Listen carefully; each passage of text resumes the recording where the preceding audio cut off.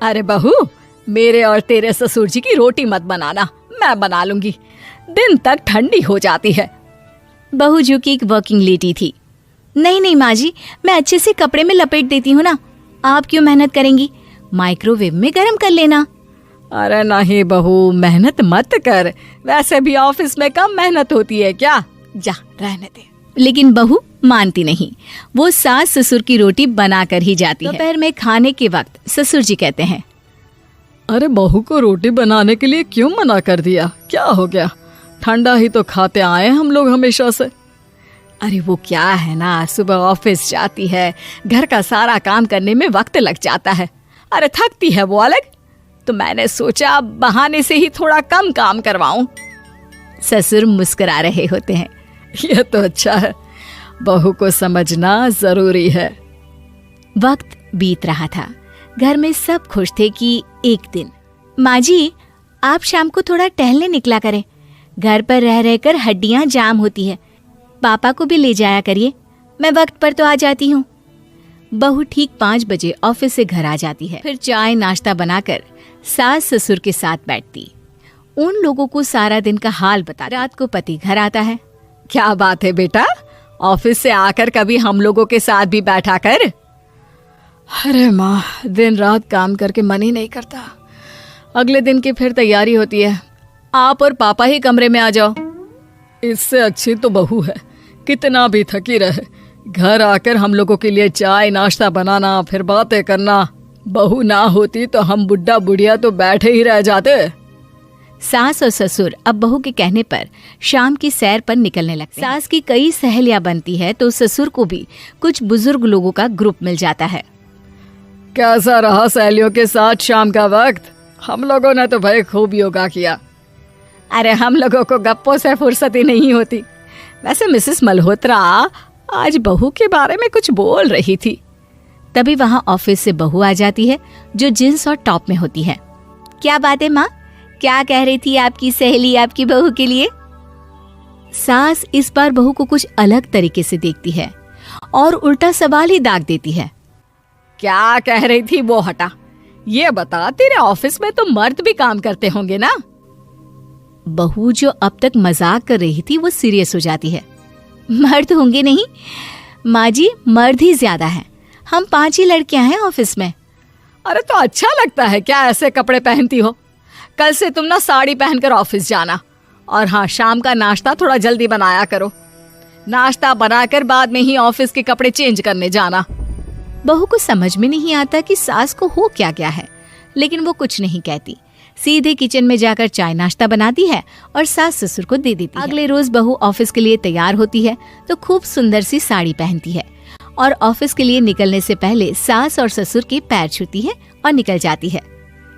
क्या बात है, आज मेधा के ऑफिस में लग रहा है कोई फंक्शन है। अच्छा, पता नहीं, मुझे तो बताया नहीं, वैसे तो सारी बात करती रहती है। अरे देखा नहीं कैसे साड़ी पहनकर जा रही थी? अरे वो तो मैंने ही बोला है उसे। अरे अच्छा लगता है क्या रोज रोज ऐसे सूट या जींस में जाना?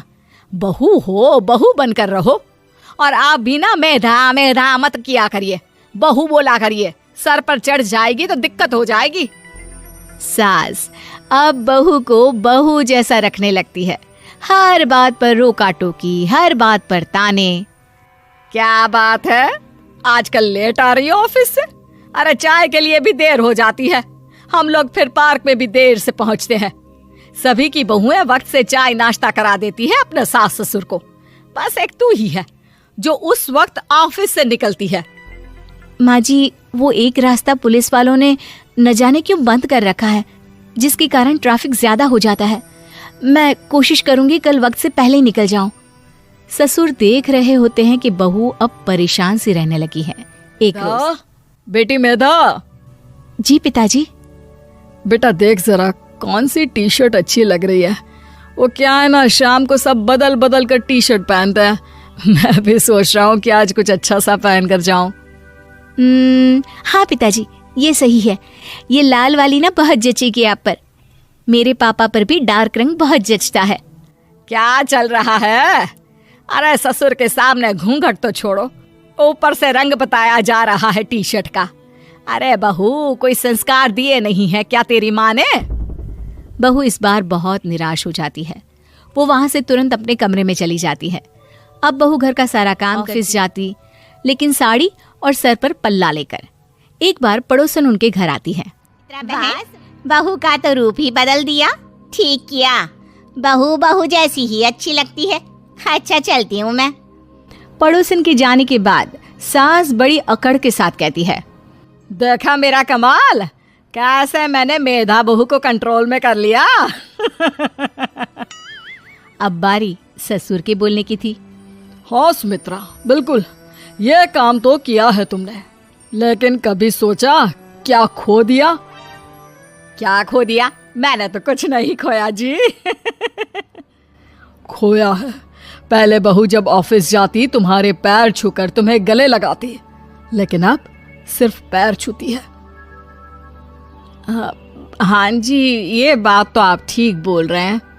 पहले घंटों हम लोगों से बात करती, कमरे में ना जाती, ऑफिस से आते ही खुद की चाय, खाना, नाश्ता सब हम लोगों के साथ करती, सारी बात बताती। लेकिन क्या तुम्हें पता है, बहू की तबीयत खराब चल रही है, वो माँ बनने वाली है। ये बात मुझे बेटे ने बताई कि तुम्हें बता दूं। अब सास की आंख में आंसू थे। वो समझ गई थी कि लोगों के कहने में आकर उसने क्या खो दिया। शाम को बहू घर किचन में पकोड़े तल रही होती है। अरे माँ जी, आप रहने दीजिए ना, मैं आ तो रही थी। अरे नहीं, जा तू चेंज कर ले, मैं नाश्ता और चाय टेबल पर ही लगा रही हूँ मेधा। सास के मुंह से अपना नाम सुनकर बहू को बहुत अच्छा लगता है। माँ जी, कोई गलती हो गई है क्या? मेरे होते हुए आप काम करे, ये ठीक नहीं है। संस्कारी और समझदार बहू सास को माँ समझती है, लेकिन सास की बेवकूफी उसे सास ही बनाकर रखती है।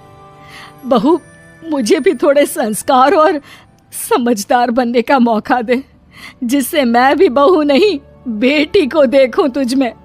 और हाँ, मेरा होने वाला पोता क्या कहेगा कि दादी ने तो मेरी माँ को बहुत परेशान किया। बहू सास को गले लगा लेती है। नहीं माँ जी, वो कहेगा कि माँ को तो दादी ने बेटी बनाकर रखा है।